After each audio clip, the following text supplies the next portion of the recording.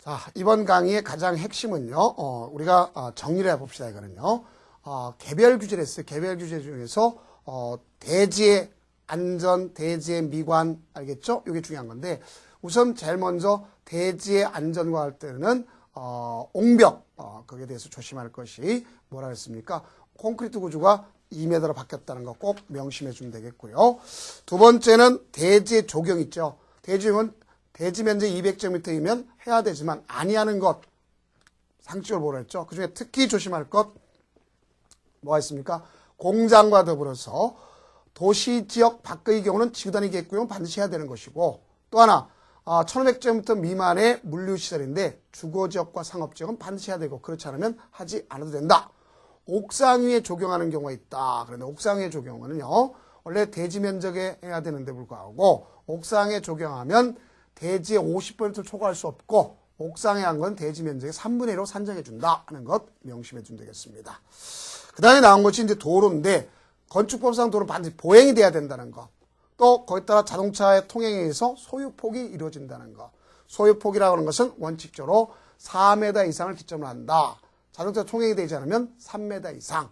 그럼 이 중에 가장 중요한 내용이 된 것은, 도로는 지정은 허가권자가 지정하는데 이해관계인의 동의가 있어야 되냐 없어야 되냐. 이해관 동의를 얻는 게 원칙이지만 지정할 때는 못 얻게 되면 바로 건축의 심의 거쳐서 지정할 수도 있지만, 폐지나 변경할 때 반드시 이해관계 동의를 얻어야 된다는 것 조심하면 되겠고, 다음 우리가 왔을 때 접도관계를 보면, 건축물을 지으려면 도로에 접해야 돼요. 도로는 4m 이상 도로에 2m 이상이 접해야 되는데, 다만 여러분들이 어떤 경우 있어요? 완화시킬 수 있다 그랬죠? 어떤 경우냐? 가서 공원 광장이 접했다 그러면 완화시킬 수 있어요. 2m가 접하지 않아도 돼요. 다만 강화된 게 있어요.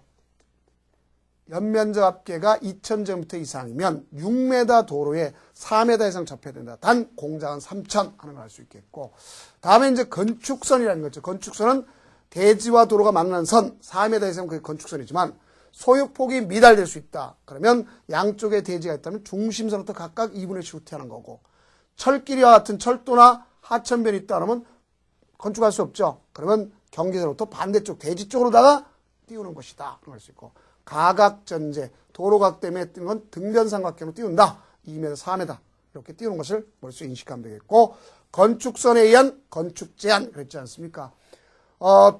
건축선을 어느 또한 경우도 넘을 수 없다면 틀립니다. 왜? 지표화에 가능합니다. 도로미터부터 4.5m 이상 가능하다는 것 꼭 명심해 주면 되는 것이고요.